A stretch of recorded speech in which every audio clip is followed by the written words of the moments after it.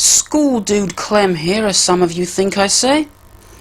Anyway, I thought today I would show you my new amplified microphone, my new microphone preamp project that I'm working on, which is this thing right here. Now, this is my old microphone preamp that I've been using for about the past year now, and although it does sound pretty good, it's got a nice frequency response, very low distortion, it's got a very nice and smooth sound to it. It is a little bit hissy.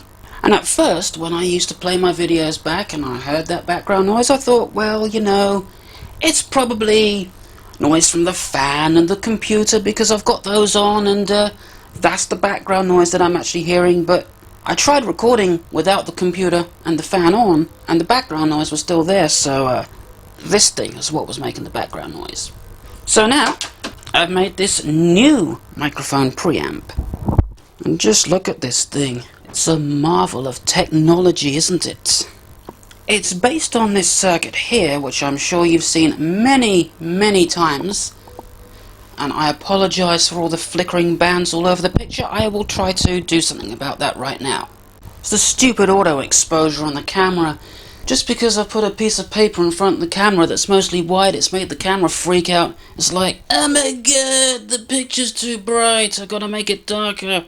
So I've put the camera onto manual exposure and also manual focus because the focus kept drifting in and out as well. But anyway, that's technology for you. So this is the circuit that it's based on, and I've built two of these because this is a stereo microphone preamp. So anyway, what this circuit is a microphone preamp that also has a quote-unquote automatic gain control on it. And the way that works is that when there's a loud signal coming in, it lets less of that signal in, and when the signal coming in is pretty quiet, it lets more of that signal in. And you know, that's, in a nutshell, that's pretty much how the automatic gain on this thing works. So what we got here is the incoming signal gets amplified by this transistor here. It's quite a bit of amplification there, because instead of using a BC546, I'm using a BC109, so I've got lots and lots of gain with very low noise, which is good, and then that gets sent out to the output connection. But also some of that gets sent into this transistor here, and then that gets fed into this little circuit here, which is a peak detector, and some of that gets fed into this transistor through this 2.2 kilo ohm resistor, and according to how much voltage we have here, it will affect this transistor here. So this transistor in combination with this resistor will limit the amount of signal that actually gets through. So when there's a lot of signal coming in, we'll have a higher voltage here, so this transistor will be turned on more and it will let less of the signal through. But when there's a quiet signal, the voltage here is going to be lower, so this transistor will be turned on less and it will let more of the signal through. And that's pretty much, in a nutshell, how this circuit works. Except I've made a little bit of a change to it, which I will go through in just a minute. But this is the preamp itself, as you saw earlier. And as you can see, there's quite a lot on it for a circuit that only uses 3 transistors, right? Well, remember, this is a stereo preamp, so there's twice as many components as there normally would be. And also, what I've done is, well, this area over here is the circuit you saw earlier, but what I've got here is a little booster circuit that the microphone actually goes into, and then that goes into this variable resistor here, and then into there. So now let's go over the circuit in a bit more detail. Okay, this is the second take on trying to record this because I just did a whole lot of recording only to find out that it was using the wrong microphone. It was using the camera's microphone instead of my nice dynamic microphone that I'm using. So anyway, this is the circuit with the proper transistors on it. As you can see, we've got 2 BC109s and a BC547. And if we go to the next picture, this is how I've modified it to make it work even better. So what I've added here is another transistor, a BC109 again, because they have a nice high gain, which is what you want when you're building a microphone preamp. And as you can see, it's the typical simple self-biasing circuit. So the microphone is connected here, and this 47k resistor, you might be wondering, what the hell's that for? Well, that's for when I have a condenser microphone connected. Can you hear that dog out there? Doesn't even sound like a dog. But like I was saying, when I have an electric condenser microphone connected, then that's going to provide the little bit of charge that it needs to work, and everything will be all well and good. And I've added this variable resistor here so I can adjust how sensitive it is. And the really amazing thing about this is that these little transistors, these BC109s, have so much gain that even with this only turned up about a third of the way, that's all the sensitivity I need for it to work well with a dynamic microphone. And of course, if I was to plug an electric condenser microphone in there, I'd have to turn that down even more because they're generally more sensitive microphones. So it's worked better than I thought it would. Okay, I've now plugged in a little stereo condenser microphone that I've made, which is this thing here. So you can hear exactly how well it works. Now, it seems to sound a little bit muffled like this, just simply because of the microphone placement, so let's pick that up. Stick that on there. More stereo effect for you to hear, so you've got me in stereo now, so you've got twice the reason to want to kill yourself. So, anyway, now that's all out the way, I'm going to go over what these switches are, because I'm sure you're curious about that. Let me just get this wire out the way so you can see it better. And also what all the connections are. Well, this one here is pretty obvious. That's where the microphone that's where the microphone plugs in. And I know it's on the skew, but there's nothing much I can do about that.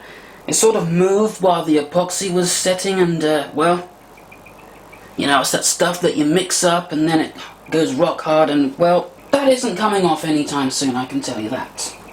It's super strong and super stinky. I had no idea that stuff was going to smell so bad, but anyway.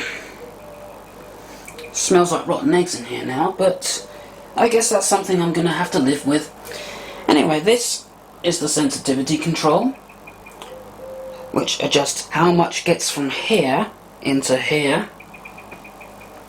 We've also got a little voltage regulator on here. There's a 15 volt voltage regulator chip right there, and that feeds each circuit about 12 volts, because if I can get the camera in there, you might be able to see that we've got a resistor here feeding this circuit, and there's another resistor right there that feeds this circuit, so they're well decoupled from each other, so we don't get any nasty motorboating or generally weird things that can happen when you make an electronic circuit.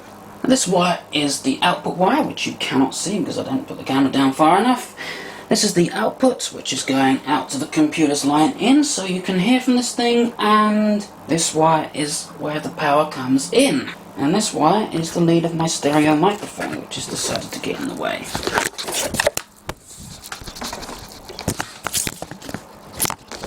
Right, now stay. So these switches play a bit of an important role, especially this one when I'm using different microphones, because with this switch I can select between mono and stereo, but not only that.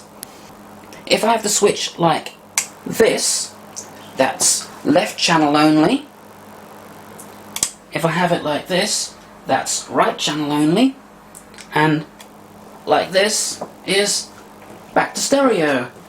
And this switch here on the far left is to turn the limiter on and off. Now, I'm going to turn the limiter off, and I suggest you turn your volume down right now. Okay, ready? 3, 2, 1. Okay, I'm now speaking with the limiter off, and I've probably still blown your speakers apart, so I better turn that back on. So that's there if I don't want to use the limiter, and in some cases I might not want to, so that's why I put that in there. And this switch is kind of hard to explain, but as you probably know, each channel is able to automatically adjust its gain individually, But if I put this switch on, then they're both locked together, so if there's a loud sound on one side, instead of turning that channel down, it'll turn both channels down instead. And a lot of the times you might want that because sometimes with each channel being able to adjust itself accordingly to the sound, that can make the sound stage in your head sort of bounce all over the place, and it sounds kind of nasty through headphones. And unfortunately, I'm gonna have to set it so both channels are not, so the gain of both channels is not locked together, because one of these microphones is slightly more sensitive than the other one. So like this, it makes both microphones come out of each channel the same. So I know what some of you might be asking. Well, you know, how did you switch the limiter in and out? How does that work? How are the switches wired up? Well, all will be revealed. Firstly, I will tell you how the limiter is switched in and out, and that is simply like that. Putting a switch there. When it's closed, the limiter is on, and when it's open, like you see in the circuit here, the limiter is off, because despite what this part of the circuit might be doing, this transistor won't get anything, so it won't inhibit the signal. So, for stereo, come on, make two of them, as you can see. So I've got the switches there to turn the limiter on and off, and this switch here simply ties this and this together. It's that simple, that's how easily it's done. And finally, there's the complete circuit, wired up exactly how it is, wired up in the exact same way that the real thing is. The only thing I haven't put in is the 15-volt regulator. And, well, you can ponder over that circuit for a while, and I've got things to do. I've got a few things to do, because my computer needs to be reinstalled again. I'm surprised it's even capable of recording this video in the condition it's in, but, well, it's Windows that's gone wrong, not the computer itself. But and then I've got some Tesla coiling to do later on, so I'll leave you with this, and until next time, goodbye.